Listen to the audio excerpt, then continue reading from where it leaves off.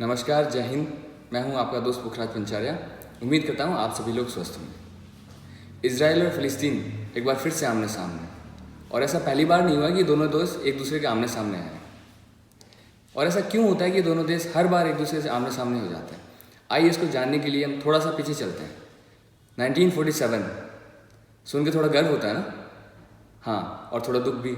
गर्व हमें इसलिए होता है कि 1947 में हमें अंग्रेज़ों से आज़ादी मिली थी, और दुख हमें इसलिए होता है क्योंकि एक अखंड हिंदुस्तान के जाते जाते 3 टुकड़े कर गए। हिंदुस्तान, पूर्वी पाकिस्तान और पश्चिमी पाकिस्तान। और ये सिर्फ हमारे साथ नहीं हुआ था, ऐसा ही हुआ फ़िलिस्तीन के साथ में। जो फ़िलिस्तीन 100% हुआ करता था, उसके भी जाते जाते 3 टुकड़े कर गए।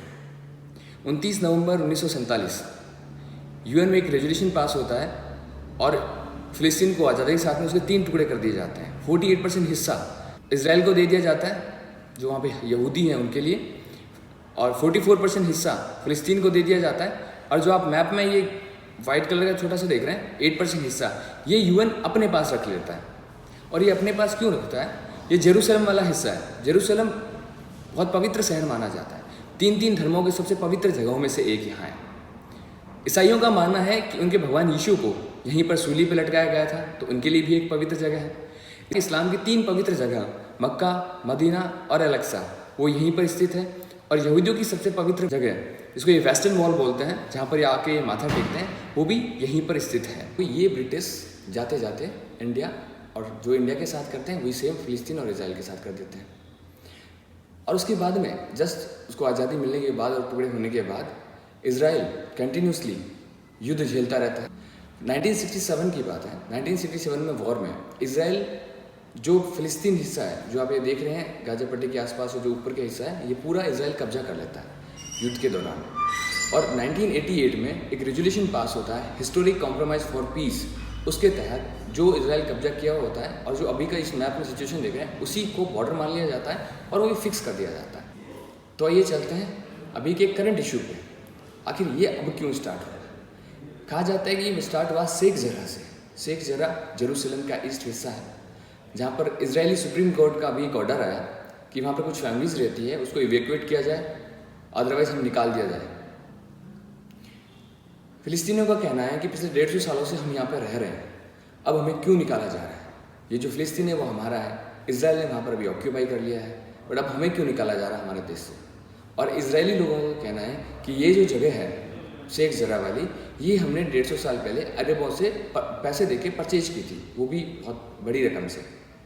तो इन दोनों के बीच के मामले को लेकर बहुत कंटिन्यूसली प्रोटेस्ट चल रहा था।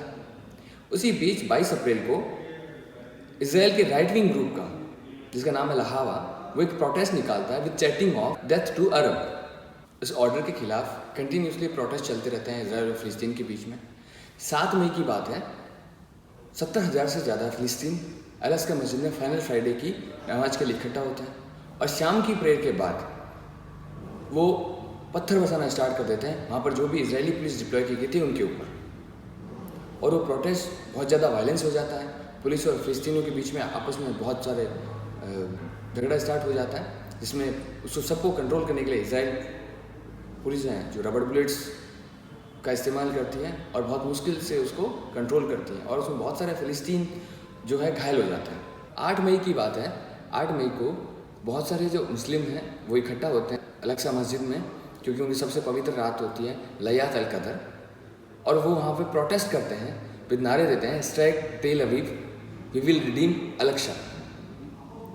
और उसके बाद में वो पत्थर बरसाना स्टार्ट कर देते हैं पुलिस पे और इजरायली लोगों पर, और वो भी जो एक प्रोटेस्ट में कन्वर्ट हुआ था वो बहुत ज़्यादा वायलेंस हो जाता है, और उसमें भी बहुत सारे फ़िलिस्तीन और इजरायली लोग घायल हो जाते हैं।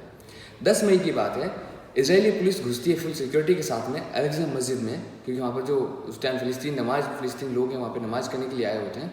इजरायली पुलिस का कहना है कि हम इसलिए आए हैं क्योंकि बहुत सारे फ़िलिस्तीन हैं जो मस्जिद में पत्थर और पेट्रोल बम लेके घुसे हैं, जो वहाँ पे पत्थरबाजी करेंगे इजरायली लोगों पर जो वेस्टर्न वॉल में पूजा करने आए हैं, या फिर वो जहाँ पे प्रोटेस्ट कर रहे हैं, तो हम उसको कंट्रोल के लिए इसका फ़िलिस्तीनी जो लोग हैं नमाज़ पढ़ने के लिए आए होते हैं वो विरोध करते हैं, और वो प्रोटेस्ट जो है वायलेंस हो जाता है। फ़िलिस्तीन और इजराइल पुलिस के बीच में झड़प हो जाती है, और वो झड़प बहुत ज़्यादा वायलेंस हो जाती है, और उसमें बहुत सारे फ़िलिस्तीन लोग घायल हो जाते हैं। बीच एंट्री होती है हमास की।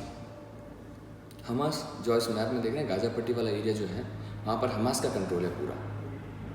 इवन फिलिस्तीन गवर्नमेंट का भी वहाँ पे कोई कंट्रोल नहीं है।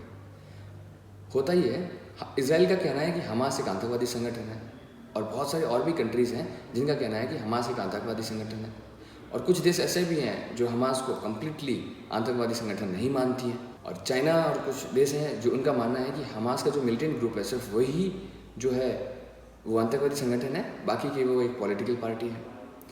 तो 10 मई की उस घटना के बाद में हमास का एक स्टेटमेंट आता है, वो इजराइल से कहता है कि अगर शाम को 6 बजे से पहले अगर वहाँ से इजराइल ने पुलिस नहीं हटाई तो हम इजराइल पे हमला कर देते हैं। जो डेडलाइन ख़त्म होती है उसके चंद मिनटों बाद हमास करीबन 150 से ज़्यादा रॉकेट फायर कर देता है इजराइल पर। इजराइल के पास एक बहुत अच्छी टेक्नोलॉजी है, आयरन डोम, वो एंटी डिफेंस सिस्टम है। इजराइल पे जो भी रॉकेट फायर करता है वो रॉकेट को हवा में डिस्ट्रॉय कर देता है। हमास ने जो भी रॉकेट फायर किए थे इजराइल पे, मोस्ट ऑफ देम को वो उसने हवा में डिस्ट्रॉय कर दिया, और कुछ एक जो थी वो इजराइल पे गिरी, जिसमें से 2 इजरायली लोग मारे गए थे, एक इजरायली सैनिक मारा गया, और उसमें से एक भारतीय नारी भी मारी गई थी। 11 मई को इजराइल के prime minister Benjamin Netanyahu emergency declare कर देते हैं, और रिटेलिएशन में इजराइल करीबन 150 से ज़्यादा एयर स्ट्राइक करता है हमास पर, जिसके अंदर हमास के न्यूज़ पोर्टल की बिल्डिंग्स को उड़ा दिया जाता है। बहुत सारी इजराइल का कहना है कि हम जहाँ हमें हमास के एरियाज़ हैं, हमास जहाँ से रॉकेट फायर कर रहा है, हमने उन सबको उड़ाने के लिए हम एयर स्ट्राइक कर रहे हैं, और वो बहुत भयंकर तरीके से एयर स्ट्राइक करता है। हमास और इजराइल के बीच में कंटिन्यूसली ये युद्ध है वो चल रहा है, पिछले 11 दिनों से वो कंटिन्यूसली युद्ध आपस में चल रहा है।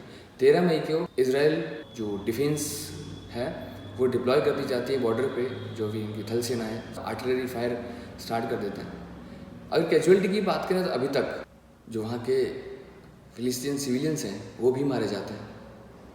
इजराइल का कहना है कि हम जो एयर स्ट्राइक कर रहे हैं वो हमास पे कर रहे हैं, क्योंकि हमास ही वहाँ पर जहाँ देखो एक चीज़ है, हमास जो एयर स्ट्राइक करता है वो किसी एक पर्टिकुलर एरिया से नहीं करता है, वो मोस्टली हॉस्पिटल्स, स्कूल्स और जो रेसिडेंसेस एरिया से करते हैं, ताकि इजराइल जो है वो हमें ट्रैक ना कर सके और हम पे रॉकेट ना बरसा सके। तो वो ऐसे ही एरिया को चूज करके वो इजराइल पे रॉकेट फायर करता है, और इजराइल रिटेलिएशन में वहीं करेगा जहाँ से उसका आ रहा है। इजराइल का कहना है कि इसमें बहुत सारे हमास के कमांडर हैं वो भी मारे गए हैं, और एक हाई रैंक कमांडर है हमास का मोहम्मद अब्दुल्ला फैयाद, उसको भी मारा जाता है। अगर हम कैजुअलिटी की बात करें तो अभी तक 227 से ज़्यादा फिलिस्तीन लोग मारे जा चुके हैं, उसमें 64 बच्चे हैं और 38 लेडीज शामिल हैं, और वहीं इजराइल के 12 लोग मारे जा चुके हैं, इंक्लूडिंग 1 इंडियन वुमेन। अगर हम डिप्लोमेसी की बात करें, दुनिया इस मुद्दे पर 2 हिस्सों में बंटी हुई है। बहुत सारे अरब कंट्रीज जो खुलकर फिलिस्तीन का सपोर्ट कर रहे हैं, बहुत सारे ऐसी कंट्रीज हैं जो खुलकर इजराइल का समर्थन कर रहे हैं। 17 मई को यूएन सिक्योरिटी काउंसिल की बैठक होती है, जो बिना किसी नतीजे के होती है, क्योंकि अभी तक मुझे नहीं लगता कि यूएन ने कोई भी किसी मुद्दे को बहुत आसानी से सुलझाया हो।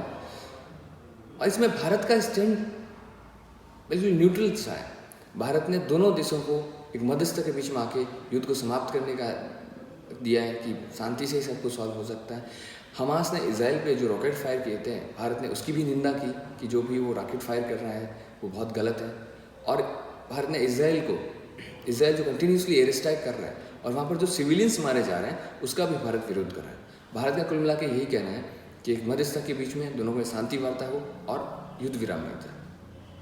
तो फाइनली 11 दिन के बहुत सारे लंबे झगड़े के बाद युद्ध विराम के आसार लग रहे हैं, बहुत सारे देश इंक्लूड हो गए हैं, और उम्मीद करते हैं बहुत जल्दी इनके बीच में युद्ध विराम हो जाए और बहुत जल्दी ये मामला सुलझ जाए। इन सब के बीच में आपका क्या विचार है? आप क्या सोचते हैं, कौन सही है कौन गलत है, और भारत को कहाँ स्टैंड करना चाहिए? हमें कमेंट करके ज़रूर बताइए। अगर आपको हमारा काम अच्छा लगा तो लाइक कीजिए, शेयर कीजिए और सब्सक्राइब करना ना भूलें, और बेल आइकन ज़रूर प्रेस कीजिए ताकि हम जो भी नए अपडेट आपके लिए लाते हैं आपको बराबर मिलता रहे। धन्यवाद।